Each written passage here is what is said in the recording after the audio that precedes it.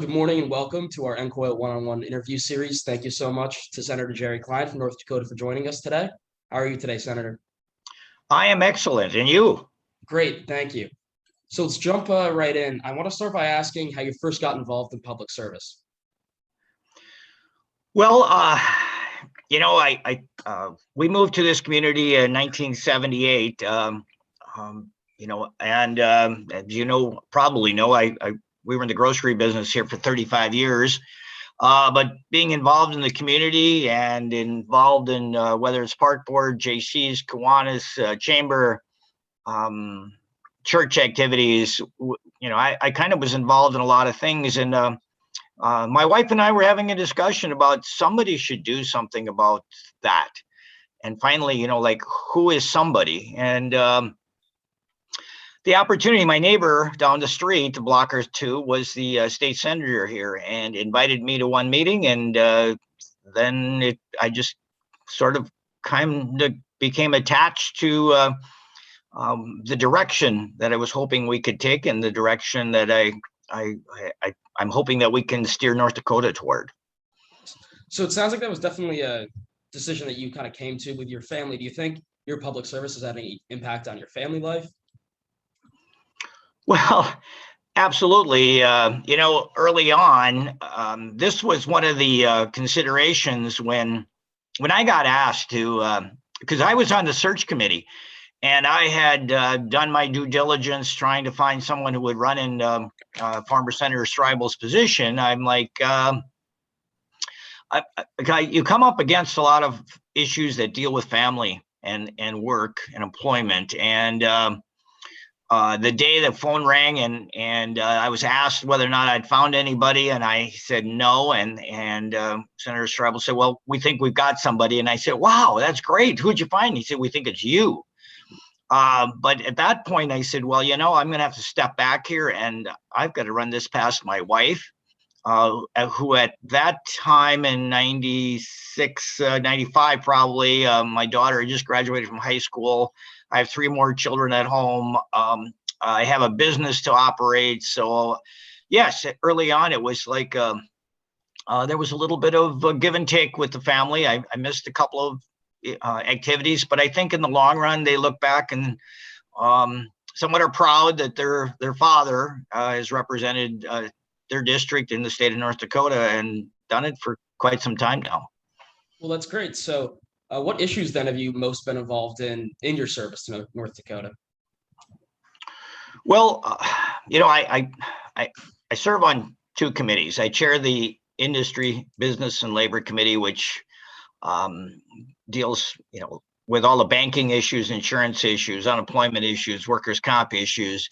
But I also serve on Ag, which has been my B committee. And certainly Ag is so important to the district that I live in. I represent a huge portion of central North Dakota. We have a lot of geography, not many bodies, but and that's going to even get bigger.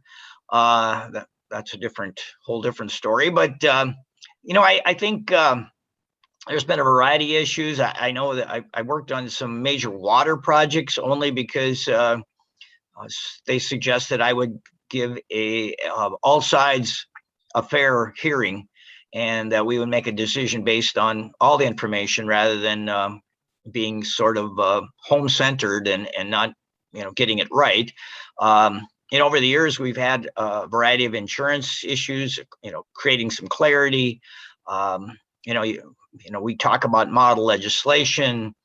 We talk about, and certainly a lot of ag issues. The ag sector was really hurting back in we're going through a drought now, but back in the early 2000s, we had our children were leaving our state, going on to having better lives somewhere else. And, we were doing whatever we could to try to reverse that. So, yeah, there was just a ton of different issues and ideas and concerns that I worked on. And, they come and go, and you look back and say, well, this is another great session.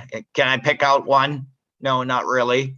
But if we sat down and chatted and got into a particular sort of industry or section of our government. I think I could rattle off a few, but I'm proud of most everything we've done.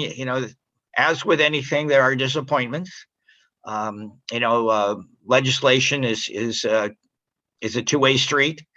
You attempt to get the best legislation you can with the information you have, and work with the other, whether it's the other side or the other interests. And so, yeah, it's been.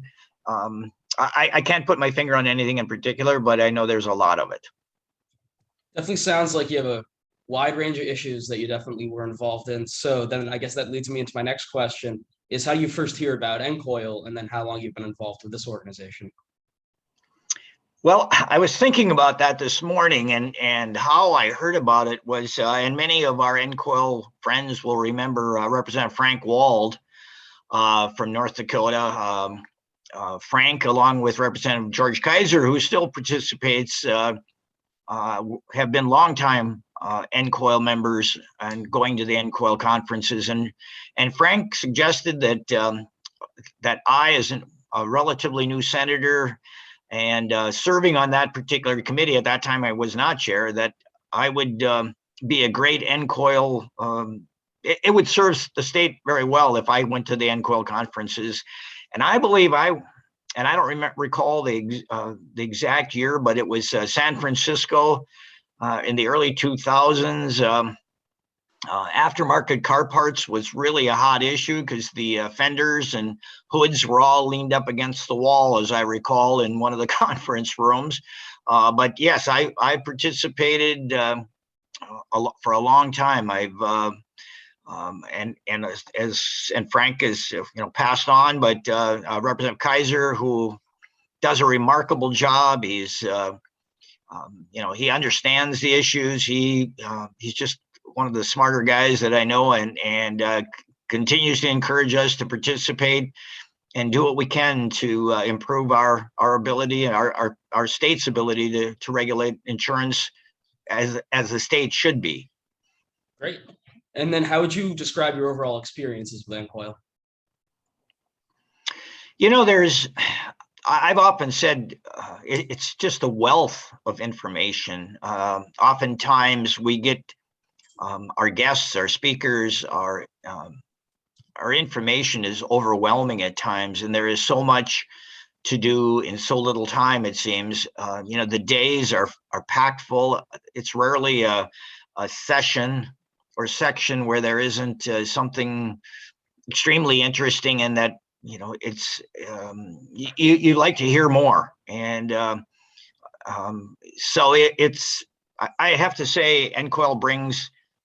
No one can go to NCOIL and say they can't learn something, because it's certainly a learning experience. There is and just sharing with colleagues throughout the country.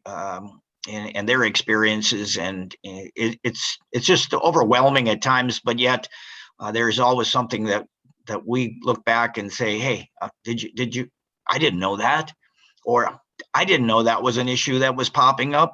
It seems to, what happens in Indiana is probably eventually going to happen in North Dakota, or if it hasn't already. So yes, it's I've had a great experience, and I think we've continued over the years, for this long period of time. We put together some great programs, and I hope we can continue, and I'm sure we will continue to do that in the future.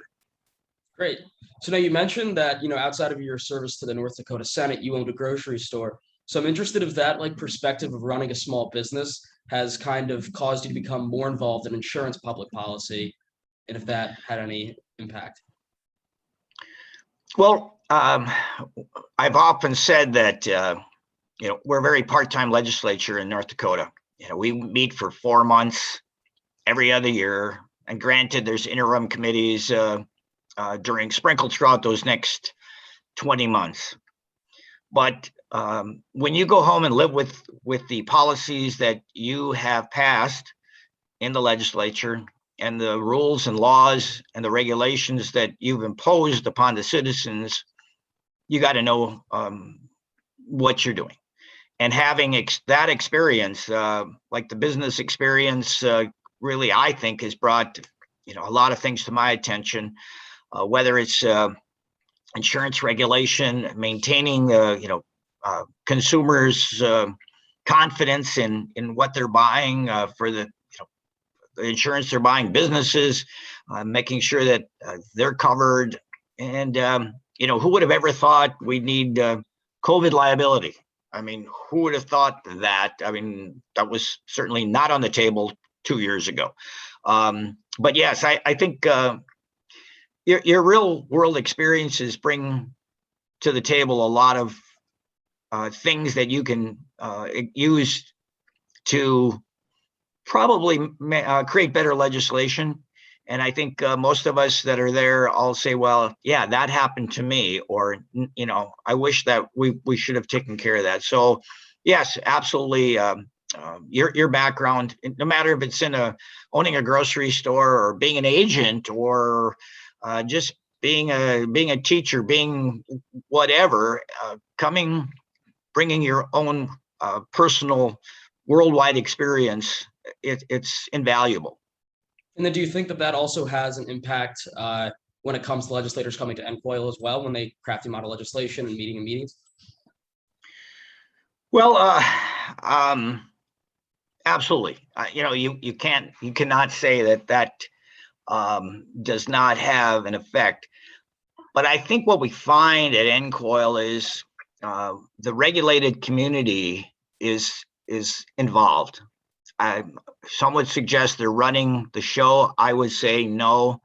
They are bringing to us information, questions, concerns that they have as being the regulated community to us, so that when we are crafting some sort of legislation, we understand all the ramifications, all the concerns, all the things that the downsides that we often don't think about. Because usually my question, if somebody wants me to propose some legislation, I'll say, all right, what's the downside? Who's not going to like this? And so I think overall, then what we do is we craft some sort of legislation. Our model legislation is well thought out. All the parties are on board.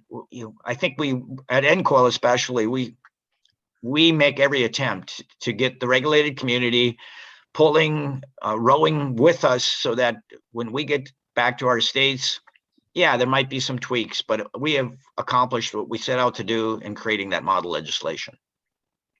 Interesting. So then what would you say your most valuable takeaway of being an NCOIL member is? Well, most valuable, there is so much. And I think a couple of things that what I particularly think is important. I have developed some relationships with industry individuals who I can reach out to if I have a particular pointed question and I want to get the main source. And I think, to me, that's been invaluable. The regulated community is there. We've developed relationships. They know that we are there to be approached, to be sort of lobbied, but yet they are a wealth of information. They understand the industry. I'm the grocer.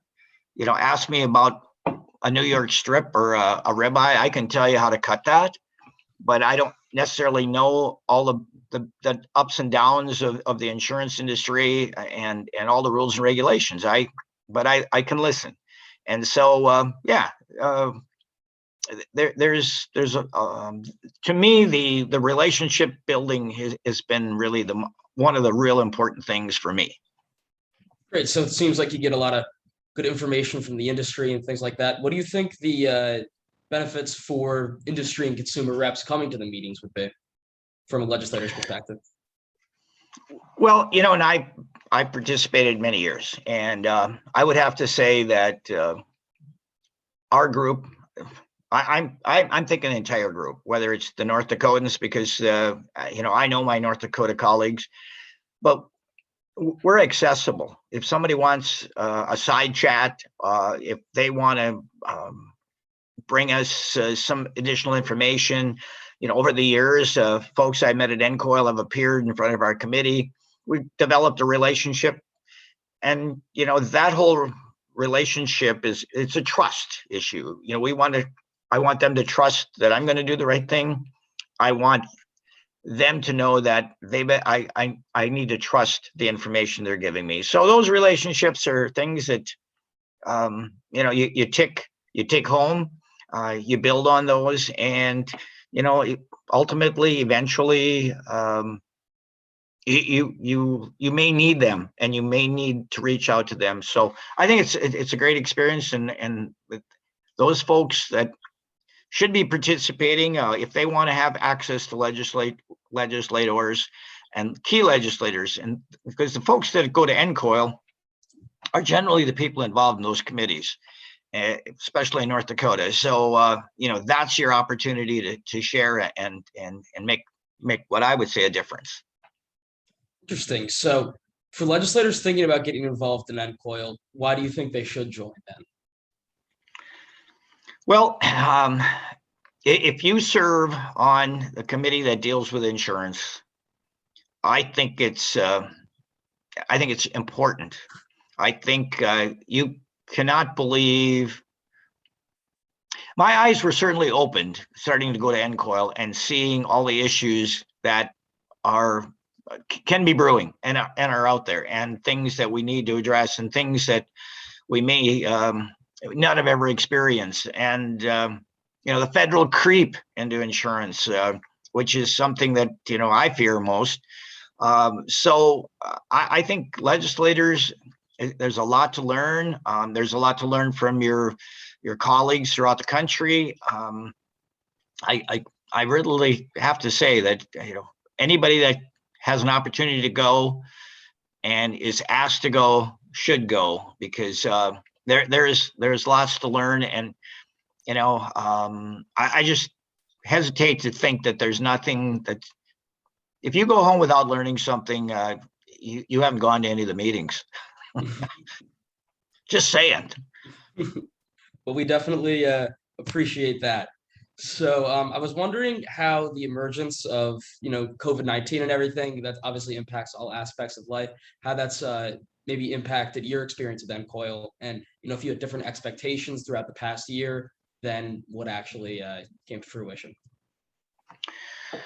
Well, I was at Charleston, just right before everything. In fact, some of the regulated communities started not coming at the meeting that I in early 2020. What it did was certainly changed a lot of discussion. I see so much value in attending in person. I know Zoom has become part of our lives. I know Zoom is what we've had a variety of meetings on, and I know that the fact that we now have the technology to appear in any committee, listen to any committee, watch any committee, participate in any committee, and then for us legislators to participate on the floor by Zoom. And so what changed? I still I was excited to get back to Boston to see my colleagues, to see folks. I think it's come around considerably. We still have that opportunity to Zoom, and I think with the Zoom, it may help individuals or legislators who are maybe in California and have a tight time frame and can't make a long trip to Boston, for example. I think that was great, but I'm one of the old school guys that likes to sit down across the table, look across the room, listen to or raise your hand, but listen to the speakers or to your individual colleagues who are asking questions in person. And I'm hoping that unfortunately the numbers seem to be spiking up on us here a bit. Spiking, I don't know if I should have said that, but yes, they are. Even in North Dakota, we were less than 200 active cases. We're up over 1,000. We were down to about 15 in the hospital. We're over 60 again. It's just it's a different time, but I'm hoping we can continue to do this in person. So, and all of the individuals who'd like to participate can. But COVID, it has changed things a bit. Definitely.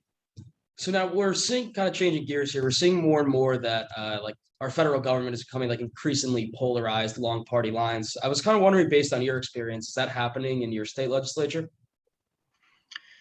Well, it's interesting. We're becoming polarized, in my opinion, amongst our own. We have we almost have two or three factions of the Republican Party, for example, and granted, the North Dakota is predominantly Republican, serving in the North Dakota legislature. Of the 47 senators, 40 of us are Republican, but there is a bit of a trend that the Republicans are not Republican enough, and there is some pressure there to throw out the bums and replace them with ultra sort of conservative leaning.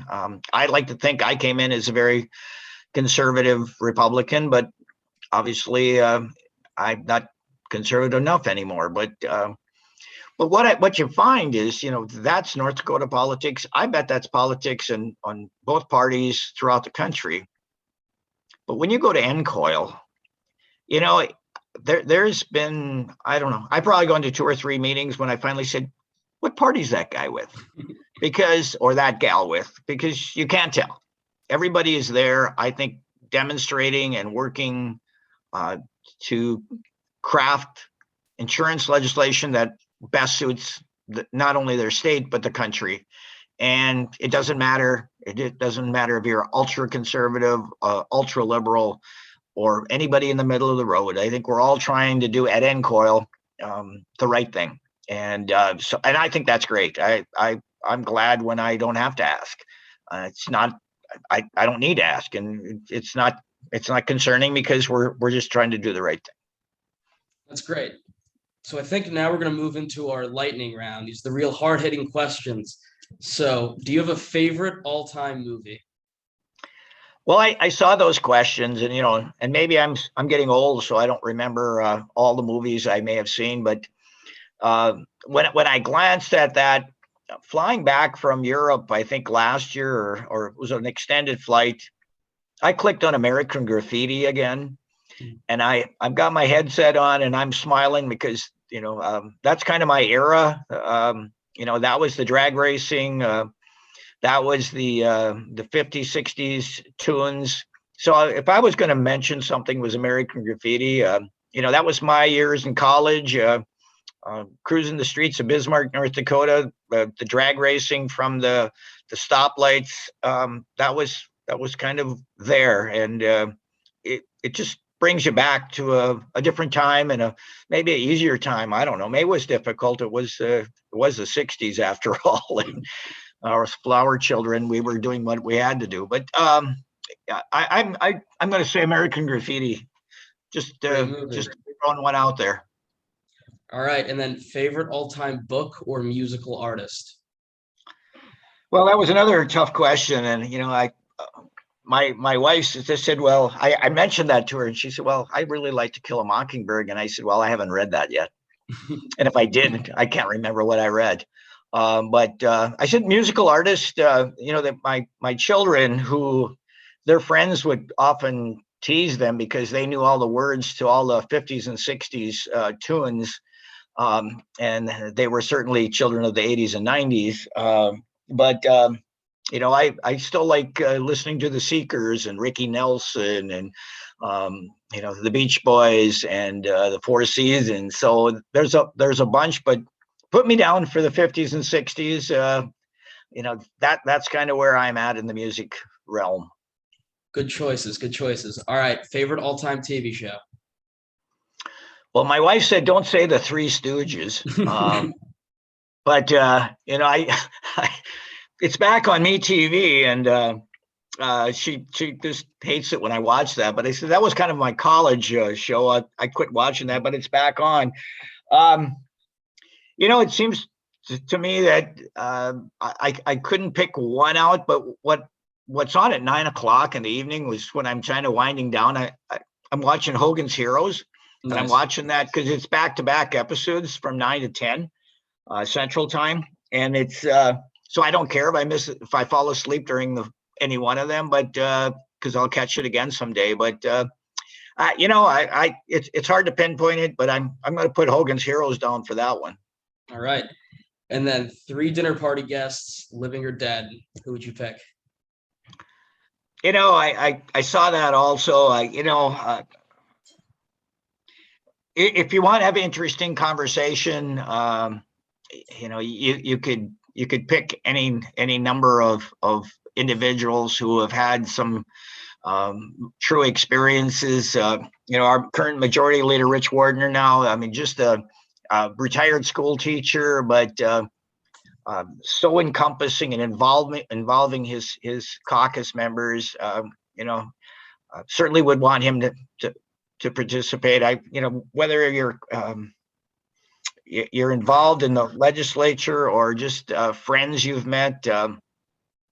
I've always enjoyed hanging out with Bruce Ferguson. He just another wealth of information and just a nice, honest guy. And you can talk about other things than just work. You can talk about family and some sports and some of those things. But yeah, it's I haven't. Yeah, there's just too many to think about. But I couldn't really pinpoint anybody on that particular question. But thanks for asking. Well, sounds like you'll have a big dinner party when you have one, then, with all good people. Right. Well, thank you so much. This wraps up our NCOIL one-on-one interview. Senator Jerry Klein, thank you so much for taking the time for us today. Hey, I appreciate it. I hope you enjoyed the discussion as well as I did, and you have a great day and a great week, and we'll see you in Scottsdale. Yeah. We definitely look forward to be there. Plan to be there. That's why I'm working. I've been sitting here trying to figure out where my district's going to go, and because I got to save myself before I can get to go again. Well, we definitely look forward to seeing you. All right. Thank you.